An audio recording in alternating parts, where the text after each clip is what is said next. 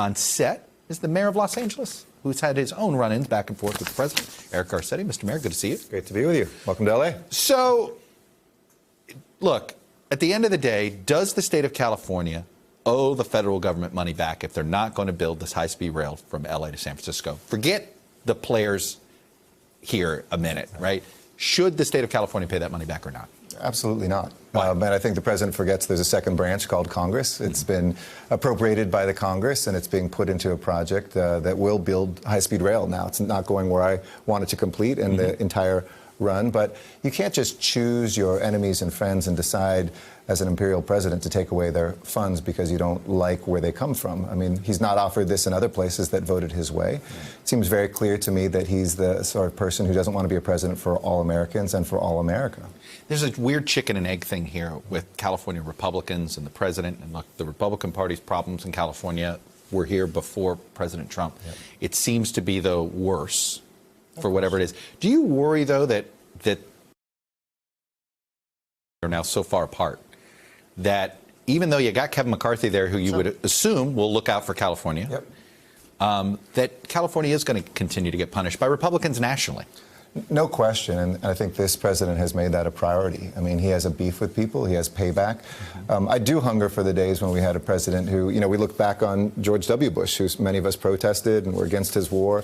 And when his father's funeral was there, everybody was saying they were missing just a decent Republican who would govern for everybody. You have worked with the president on one project, the Olympics. Absolutely. How helpful has he been?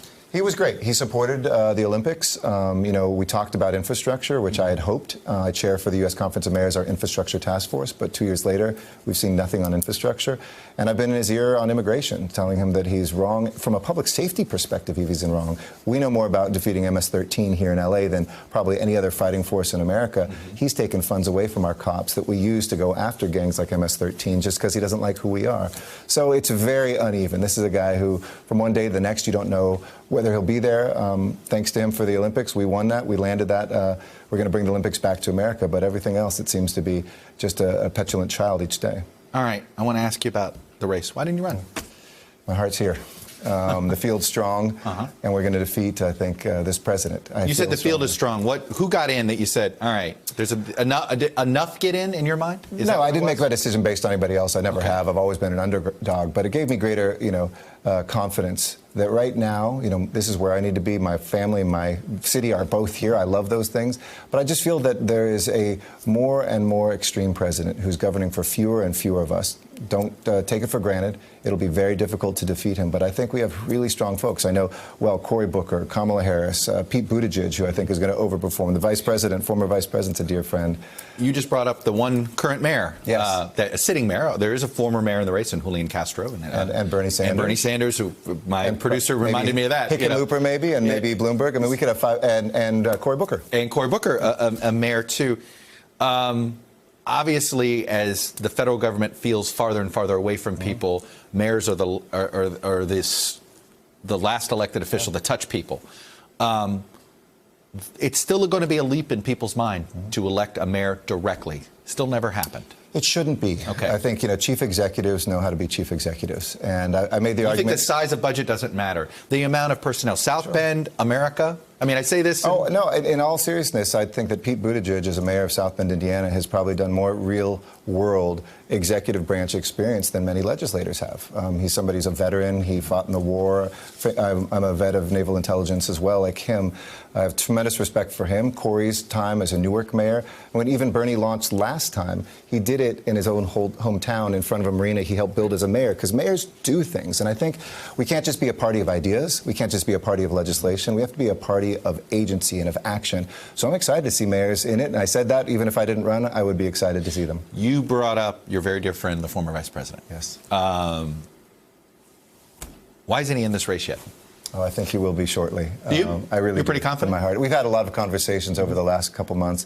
He was 70%, 4 weeks ago. By the way, if he's in, are you in with him, regardless of your I'm going to be relationship with supportive of a Kamala lot Harris? of people. No, I'll be supportive without be supporting. I think we all want to see how it plays out. I'm a shopper just like you and every other So you're going to voter. wait? You're not going to endorse anybody absolutely. right away? Not initially, no. I want to see how these people are. I think I trust that process in Iowa and New Hampshire and Nevada and South Carolina. Let's see how people perform when they're put before the American people. Let's see what their ideas are. And let's see who can bring people together and unify first the party and then hopefully the country. What is it that you're gravitating toward Vice President Biden? Or why is it that I his have potential tremendous candidacy respect. excites you? We're very close. We've worked together on raising the minimum wage when we became the largest city in America to do that. He came out here for a historic conference I brought together with Chinese and American mayors to combat climate change. He's always been there, and I think he's very close to the common working American. He kind of still has that sense, that middle-class Joe sensibility. It seems to me his biggest challenge is the fact that there are so many people. Yeah. And the fact that when you have that many people, people are going to use the smallest differences to create perceived gaps. That's a long campaign. Can he survive death by 1,000 cuts type of thing? We will see, but it's just like Bernie launching yesterday. Can't take anything for granted. Every campaign you got to fight for every single vote. But I have a lot of faith that Democrats are listening to where American people are, and this president's not. That's Are you clear. worried the Democrats might veer too far to the left? No, I think it's not about the politics of where you are ideologically. When you elect a president, you elect them on their judgment, you elect them on whether they can protect this country, you elect them to whether they can bring people together. We've got none of those three things with President Trump.